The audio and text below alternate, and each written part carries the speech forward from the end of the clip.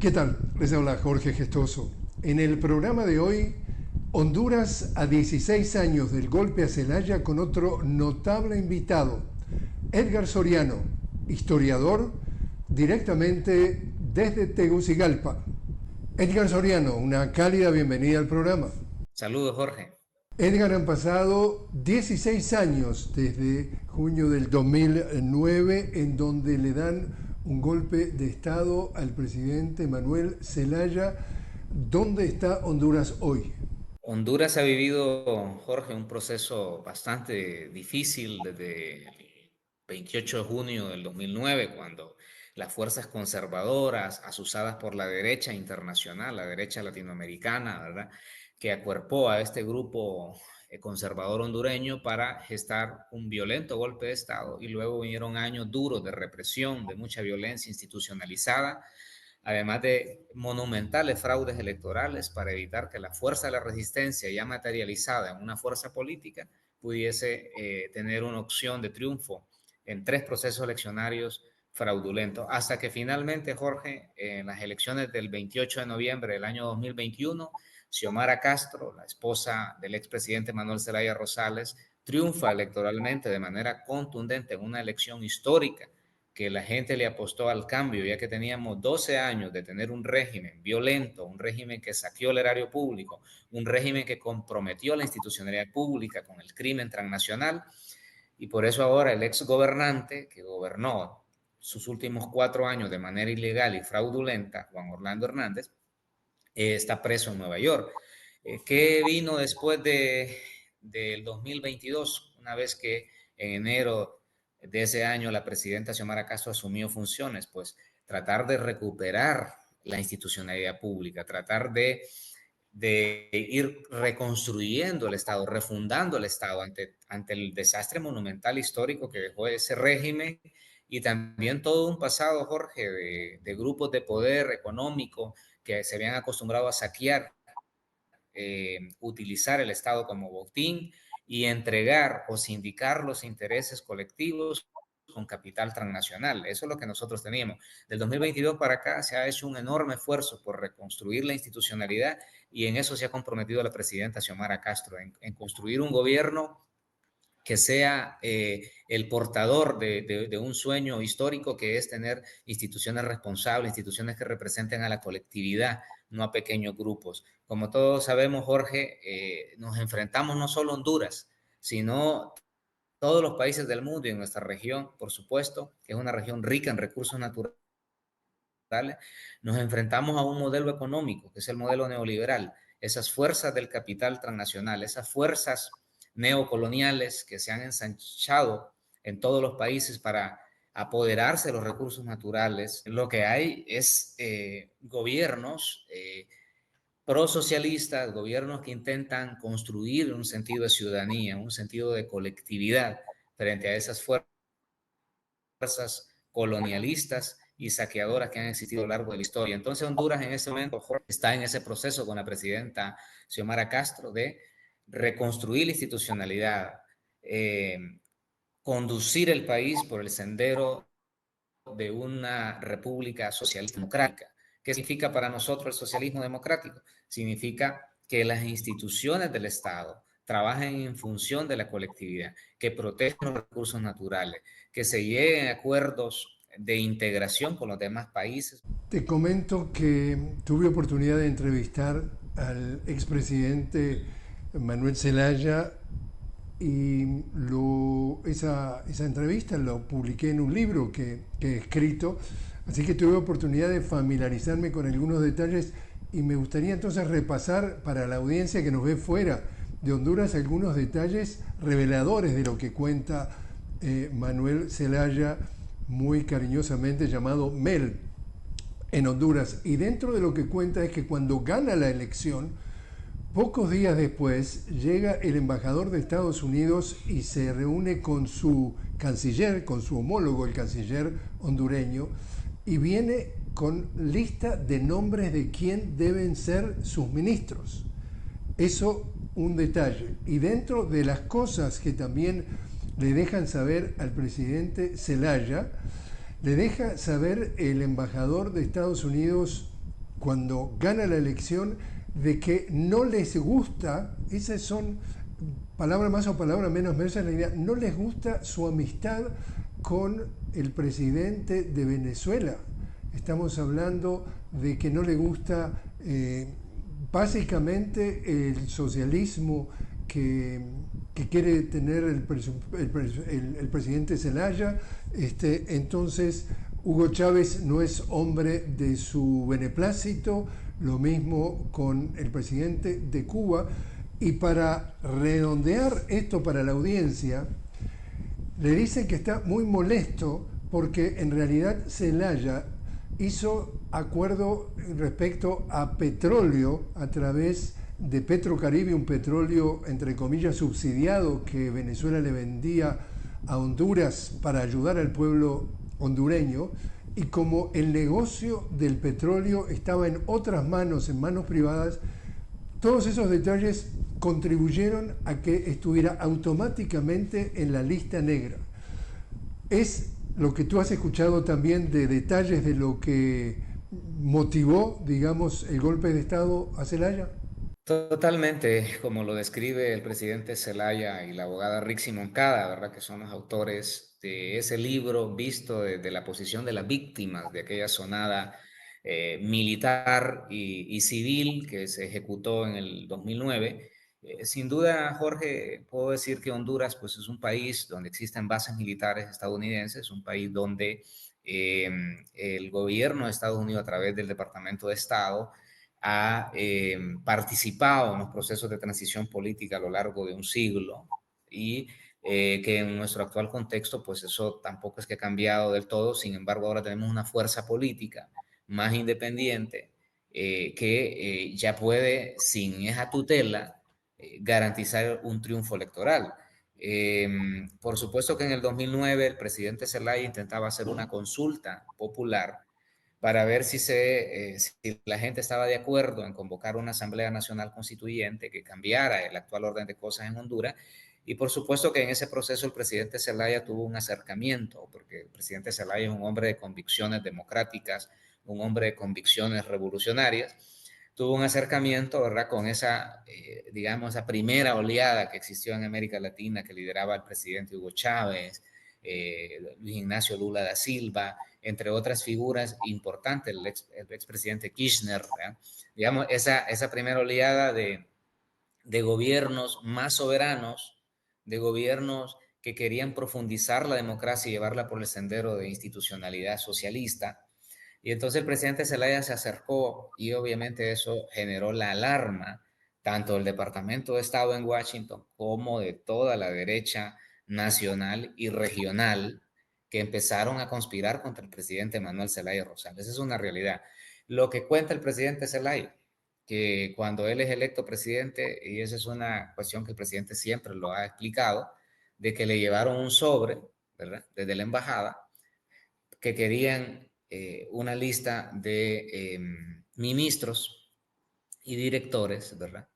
Que representan pues esos intereses. Entonces, eso ha sido una realidad en Honduras, tal como lo cuenta el presidente Zelaya, y es precisamente, Jorge, uno de los elementos cruciales del actual gobierno que dirige la presidenta Castro, que es la soberanía, la decisión con quién vamos a tener relaciones diplomáticas, que la posición del actual gobierno es con todas las naciones del mundo. En el año 2023, la presidenta Castro viajó a Beijing, entabló relaciones diplomáticas con el gobierno del presidente Xi Jinping y actualmente, Jorge, se está abriendo, se acaba de abrir la embajada nuestra en Delhi, ¿verdad? Y también la India va a abrir embajada aquí en Tegucigalpa. O sea, tenemos una visión de tener relaciones diplomáticas con todas las naciones del concierto global. Entendemos que vivimos un mundo multipolar. Aquí cuando se entabló las relaciones diplomáticas con China, aquí hubo una reacción encarnizada de la derecha, ¿verdad? Que íbamos a molestar a los estadounidenses, que nosotros tenemos todo el derecho, somos un Estado soberano, somos un Estado independiente, nosotros planteamos tener relaciones diplomáticas con todas las naciones del mundo y también generar los procesos integracionistas, que de ahí viene toda esta idea, ¿no?, de principios de este siglo, cuando este movimiento liderado por esos líderes latinoamericanos planteaban la idea de la gran integración bolivariana y morazanista aquí en Centroamérica, ¿verdad? Que nuestros países estén integrados, unidos culturalmente, socialmente, económicamente y haciendo un frente común para defender los intereses colectivos. Como yo te decía al inicio, Jorge, nuestra región de América Latina y el Caribe es una región rica en recursos naturales. Tenemos que proteger esos recursos. Aquí en América Latina hay vida, Jorge. Aquí no tenemos bombas atómicas. Aquí lo que tenemos es recursos naturales, capacidad de sustento para la gente del mundo. Eso es lo que existe en América Latina. Entonces, claramente, Jorge, nos enfrentamos a esos enemigos externos, ¿verdad? Con cómplices internos que quieren que nuestro país siga sometido a ese esquema tradicional colonizante, ¿verdad? Y es precisamente lo que relata el presidente, ¿verdad? Que ese golpe de Estado se efectúa precisamente por las fuerzas más conservadoras, más arraigadas en una mentalidad colonizada, porque aquí hay que hablar de esa perspectiva. Tenemos élites de derecha aquí que su mente está totalmente colonizada, que reaccionan a cualquier vestigio de cambio. Y también detalles, y tú también me ayudas con los detalles, es decir, el golpe tan desprolijo que le dan, que también me lo cuenta él, que alrededor de las 5 de la mañana está durmiendo, le vienen miembros del ejército, incluso disparan para abrir la puerta, lo sacan en pijamas, lo llevan a una base aérea en Tegucigalpa, no le explican a dónde va, lo montan en un avión, el avión supuestamente terminó entonces en Costa Rica, pero el avión sale, en vez de salir hacia el sur, sale hacia el norte, lo que tú dices, en donde va, hace un aterrizaje supuestamente para reabastecerse, a pesar de que el vuelo es muy corto, y esa base es la base también que comparten con Estados Unidos. ¿Cómo es el nombre de esa base? La base de... El nombre de la base... ¿Perdón? Palmerola. Palmerola, ahí está. En la base de Palmerola cuenta el presidente que el avión estuvo detenido como por lo menos media hora. Él no sabía si se lo llevaban a Estados Unidos, si se lo llevaban a dónde, pero entiende que es imposible que una base compartida por Estados Unidos, representantes de Estados Unidos no supieran dónde estaba, quién estaba dentro de ese avión. Y sigue todo esto para la audiencia que no sabe necesariamente los antecedentes antes de que llegara, como tú dices, Xiomara Castro y diera un giro de 180 grados. Sigue un presidente que se llama Juan Orlando Hernández, no sigue exactamente, pero sigue un poco después, en donde él dice que tiene mejores relaciones democráticas con Estados Unidos, que representa las buenas relaciones democráticas entre países. Él y el hermano, uno de los mayores narcotraficantes de América Central. El hermano todavía estuvo antes que él y sigue preso de por vida en Estados Unidos. Y este señor Hernández, que manejó el país del 2014 al 2018 y después se hizo reelegir sin que lo permita la Constitución del 2018 a 2022, eran, entre comillas, los amigos democráticos de Estados Unidos. De todos esos antecedentes es que tuvo que lidiar Xiomara Castro. Es correcto, Jorge. Mira, aquí, como bien mencionaste hace un instante, de que el presidente Zelaya fue sacado al amanecer en ropa de dormir y fue llevado a esta base militar y de ahí trasladado para ser abandonado en el aeropuerto Juan Santamaría de San José, Costa Rica. Sabes, ese golpe fue muy parecido a un golpe que había existido mucho tiempo atrás, el 3 de octubre de 1963, al presidente liberal Ramón Villeda Morales. El esquema y la forma que dieron el golpe el 28 de junio del 2009 fue totalmente similar a la forma de sacar al presidente, subirlo a un avión e irlo a abandonar a Costa Rica. Hicieron absolutamente lo mismo. La televisión, neutralizaron la señal de la televisión, inclusive CNN. Bueno, aquí los conservadores decían que CNN era de izquierda, imagínate. Y entonces ponías la televisión y lo que mirabas eran telenovelas, películas, ¿verdad? Programas deportivos, y decían que en Honduras no había ningún problema cuando la resistencia estaba aglutinando en las calles. ametrallaban las llantas de los vehículos cuando venían hacia Tegucigalpa a protestar. Y esa fue la situación, Jorge. Los conservadores subestimaron al pueblo de Honduras. Pensaron que el pueblo de Honduras, como los golpes que se daban en aquellas épocas del siglo pasado, se iba a quedar calladito, iba a escuchar la cadena por la radio y la televisión y que había un cambio de gobierno, porque consideraban que al presidente Zelaya solo lo acuerpaba un pequeño, un minúsculo grupo de la población.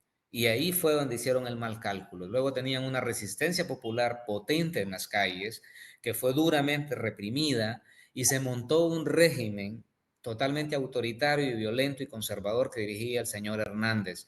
Porque el señor Hernández en el 2010 fue elegido presidente del Congreso Nacional, tenía una planadora en el Congreso, controlaba la mayoría de los curules en el Congreso, y luego en una elección fraudulenta pasó a la casa presidencial. Luego una reelección ilegal, porque está prohibido en la Constitución de Honduras. Y así tuvimos un régimen, Jorge, de 12 años que se comprometió con el crimen. Como bien mencionabas, el hermano, el diputado Juan Antonio Hernández Alvarado, este muchacho traficaba droga, tenía su propia marca que se llama TH, utilizaba todo el engranaje de las fuerzas armadas y policiales, ¿verdad?, para trasegar droga.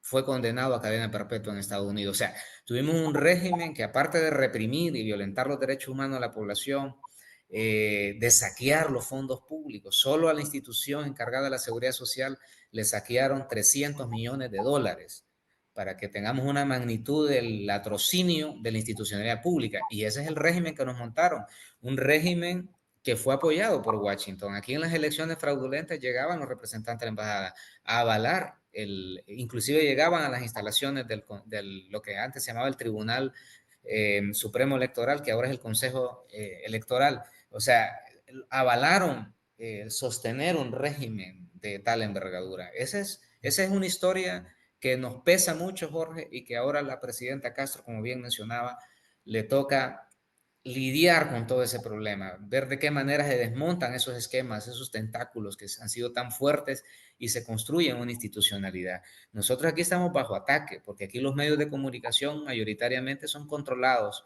por los grupos económicos y por sectores vinculados a la derecha y vinculados a esos intereses externos al país. Y entonces esa arremetida, Jorge, es sistemática todos los días, tratando de exponer al gobierno, ¿verdad?, a situaciones negativas ante la opinión pública. A esa condición nos estamos enfrentando.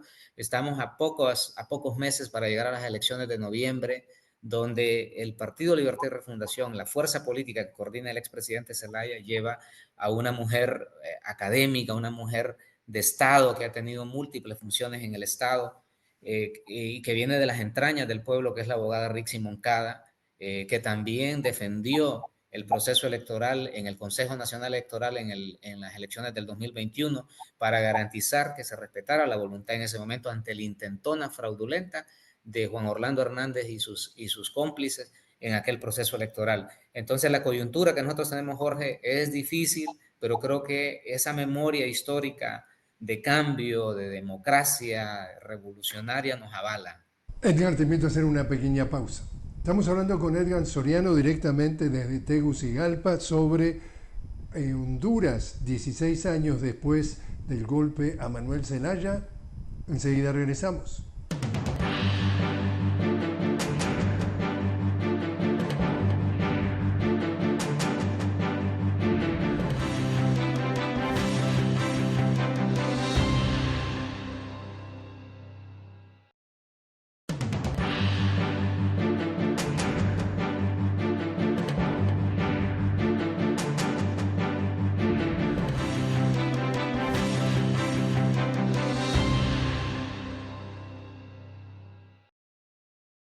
Continuamos hablando con Edgar Soriano desde Tegucigalpa. Edgar, historiador, estamos hablando sobre Honduras, 16 años después del golpe al presidente Manuel Zelaya. Elecciones, como tú decías, en el mes de noviembre.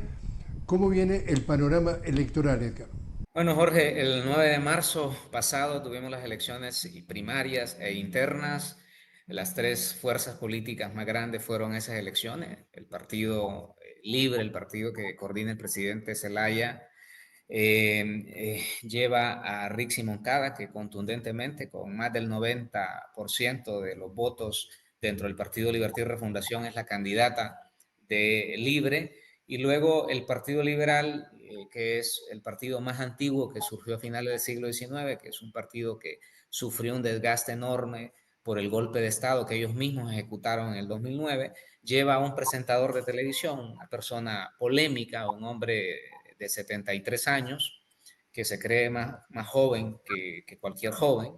Salvador, Este señor ha andado saltando de partido en partido, ha fundado dos partidos pequeños que no han crecido, los ha abandonado, luego hizo alianza inclusive con el Partido Libre, con el presidente Zelaya en el 2017, le hicieron fraude, traicionó la voluntad del pueblo. Eso es un tránsfuga, Jorge, una persona sin criterios ni principios políticos claros ni ideológicos, pero es una persona que piensa que él solo va a gobernar con una cámara presidencial.